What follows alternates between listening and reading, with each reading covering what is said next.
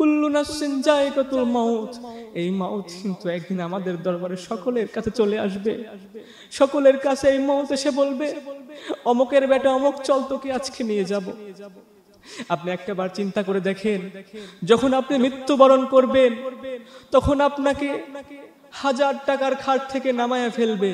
শুধু তাই নয়, 1000 টাকা খাট থেকে নামানোর পর আপনাকে ছোট্ট একটা পাটির উপর শুয়ে দেওয়া হবে। তখন আপনার টাকা পয়সা বাহাদুরি কোথায় যাবে?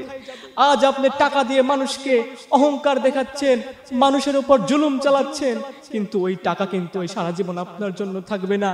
ওই টাকা কিন্তু আপনার জন্য সারা জীবন থাকবে না। ওই টাকাই একদিন আপনাকে কাল হয়ে ধ্বংস করে ফেলবে। সম্মানিত হাজিরিন আমার, এই জন্যই মৃত্যুকে আপনাকে ভয় করতেই হবে, মৃত্যুকে আপনাকে ভয় করতেই হবে। সম্মানিত হাজিরিন আমার, আল্লাহ পাক রব্বুল আলামিন সুন্দর করে জানায় দিচ্ছেন, হে দুনিয়ার মানুষ, জেনে রাখো একদিন না একদিন কিন্তু তোমাদেরকে মৃত্যুর স্বাদ গ্রহণ করতে হবে। মৃত্যু ছাড়া কেউ পলায়ন করতে পারবে না। এখন যদি আপনি ভাবেন পৃথিবীর জমিনে আপনি বাঁচার জন্য একটা লোহার ঘর তৈরি করবেন, কিন্তু ওই লোহার ঘরের মধ্যেও আল্লাহ তাআলা আজরাইল আলাইহিস সালামকে দিয়ে পাঠাবেন, যা বান্দা যা, ওকে মেরে ফেল, ওর জানটাকে কবজ করে ফেলে। এই জন্য সম্মানিত হাজিরিন আমার, আল্লাহ রাব্বুল আলামিন বলছেন, তোমরা বেশি বেশি করে আল্লাহকে ভয় করো এবং আল্লাহ তাআলার বিধানকে পালন করো। যদি তোমরা আল্লাহ তাআলার বিধানকে যদি পালন করতে না পারো, তাহলে তোমরা কিন্তু পাক্কা ঈমানদার হতে পারবে না, পাক্কা মুমিন হতে পারবে না। সম্মানিত হাজিরিন আমার, এবার আসেন মুমিন আমাদের কেমন করে হতে হবে। আল্লাহর রাসূলকে ভালোবাসতে হবে। আল্লাহর রাসূলকে ভালোবাসার পর যদি আমরা আল্লাহর রাসূলের মন পেতে পারি, তাহলে আল্লাহ তাআলাকে পাওয়া আমাদের সহজ হয়ে যাবে। কথা কোন ঠিক কিনা? সম্মানিত হাজিরিন আমার, আল্লাহর রাসূল বলছেন, লা ইউমিনু আহাদুকুম হাত্তা কুনা হাব্বা ইলাইহি মিন ওয়ালিদিহি ওয়ালাদিহি ওয়ান নাসি আজমাইন। হে দুনিয়ার মানুষ শুনে রাখো, হে দুনিয়ার মানুষ জেনে রাখো, আমি মুহাম্মদ সাল্লাল্লাহু আলাইহি ওয়াসাল্লামকে পাওয়ার জন্য একটা জিনিস তোমাদেরকে ফলো করতে হবে, একটা জিনিস তোমাদেরকে মানতে হবে। সাহাবায়ে কেরামরা বললেন, কি জিনিস মানবো? নবী তখন বলছেন, তোমাদের একটা জিনিস মানা লাগবে। সাহাবায়ে কেরাম বলছেন, হুজুর বলেন কি জিনিস মানবো? নবীজি বলেছেন, যদি তোমরা তোমার সন্তান, তোমার আত্মীয় স্বজন, তোমার পিতামাতা সকলের থেকে যদি আমি মুহাম্মদ সাল্লাল্লাহু আলাইহি ওয়াসাল্লামকে ভালোবাসতে পারো, তাহলে আমি মুহাম্মদ সাল্লাল্লাহু আলাইহি ওয়াসাল্লাম তোমার প্রতি রাজি খুশি হয়ে যাব। সুবহানাল্লাহ। তাহলে নবীজিকে ভালোবাসার কথা বলা হয়েছে কিনা? আর যদি ওই নবীজিকে নিয়ে আমরা ব্যঙ্গচিত্র করি, তাহলে আমাদের কবরে দুঃখ আছে না নাই? কিছু কিছু মুনাফিকের দল আছে, তারা বলে নবী মিসাক করতে জন্য নবীজির মুখ দিয়ে গন্ধ কয়, নাউজুবিল্লাহ। সম্মানিত হাজরিন আমার, আপনারা বেশি বেশি করে নবীজির জন্য পাগল হবেন, নবীজির জন্য মহব্বত রাখবেন। নবীজিকে যদি আপনারা ভালোবাসতে পারেন, নবীজিকে যদি আপনারা মহব্বত করতে পারেন, তাহলে আপনার জীবনে কোনো দুঃখ থাকবে না, কোনো কষ্ট থাকবে না। সম্মানিত হাজিরিন আমার, এই জন্য নবীজিকে বেশি বেশি করে ভালোবাসতে হবে। আল্লাহ তাআলা বলছেন, আগে আমার নবীজিকে ভালোবাসো, তারপরে আমাকে ভালোবাসো। কথাকার জোরে বলেন, কথাকার? কথা হলো আল্লাহর। আল্লাহ তাআলা বলছেন, যদি আমার মুহাম্মদকে তোমরা প্রিয় বানাইতে পারো, যদি আমার রাসূলকে যদি তোমার আইডল বানাইতে পারো, তাহলে আমি আল্লাহ তাআলা তোমার উপর রাজি খুশি হয়ে যাব। আমি আল্লাহ তাআলা তোমার উপর খুশি হয়ে যাব, তোমাকে আমি বিনা হিসাবে জান্নাত দিয়ে দিতে পারি। কন্না সুবহানাল্লাহ। এই বান্দা, এই আমাদেরকে নবী বলেছেন, এই আমাদেরকে আল্লাহ বলেছেন যে তোমরা যদি আমাকে মহব্বত করতে পারো, তোমরা যদি আমাকে ভালোবাসতে পারো, তাহলে আমি তোমাদেরকে বিনা হিসেবে জান্নাতে ঢুকায় দেব। কথা বলেন ঠিক কিনা? কাল কিয়ামতের ময়দানে কোন নবীকে আল্লাহ তাআলা সুপারিশ করার সুযোগ দেবে না।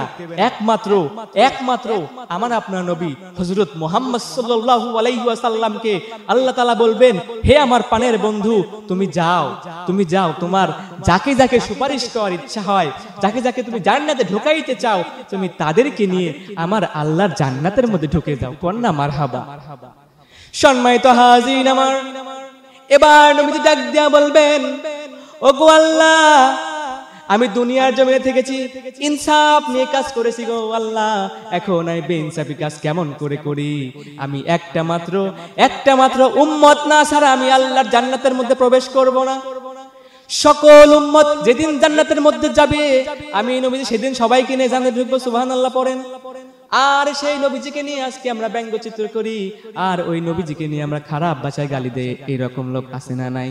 আপনাদেরকে আমি হুঁশিয়ার করে দিতে চাই, আপনাদেরকে আমি সাবধান করে দিতে চাই, নবীজিকে যদি আপনারা এইরকম ভাবে কটূক্তি করেন, ব্যঙ্গচিত্র করেন, তাহলে আপনার কিন্তু জীবনে কোনোদিন ভালো হবে না, জীবনে কোনোদিন আপনার আয় উন্নতি হবে না। এই জন্য আপনারা বেশি বেশি করে নবীজিকে ভালোবাসার চেষ্টা করবেন। আমি কেন বলছি, যদি মুমিন হওয়ার রাস্তা হয়, একমাত্র রাস্তা হলো, সেটা হলো কি? সেটা হলো নবীজিকে ভালোবাসতে হবে, নামাজ কায়েম করতে হবে, হজ করতে হবে, যাকাত প্রদান করতে হবে। আল্লাহ পাক রব্বুল আলামিন সুন্দর করে জানায় দিচ্ছেন, আমার নামাজ, তোমার নামাজ, তোমার যাকাত, তোমার হজ, সব কিছু একমাত্র আমার জন্য কোরবানি করতে হবে। কার কথা? আল্লাহ তাআলা কিন্তু বলে দিয়েছেন। এই জন্য সম্মানিত হাজিরিন আমার, আপনারা বেশি বেশি করে আল্লাহ তাআলার জন্য, বেশি বেশি করে আল্লাহ তাআলার জন্য কান্নাকাটি করবেন এবং নিজে যেন মাপ পান সেই রকম কাজগুলা করবেন। আর যদি ওই সকল কাজগুলো আপনারা না করে থাকেন, বেঈমান হয়ে যদি মৃত্যুবরণ করেন, তাহলে কিন্তু কাল কিয়ামতের ময়দানে আপনার জন্য জাহান্নাম অবধারিত হয়ে যাবে। এই মানুষগুলা, এই যে মানুষগুলা, এই মানুষগুলা একদিন কিয়ামতের মাঠে উঠবে। কিয়ামতের মাঠে উঠে যখন তাদেরকে বলা হবে, হে বান্দারা, তোমরা একটু সাক্ষী দাও, তোমরা দুনিয়ার জমিনে কি করেছো?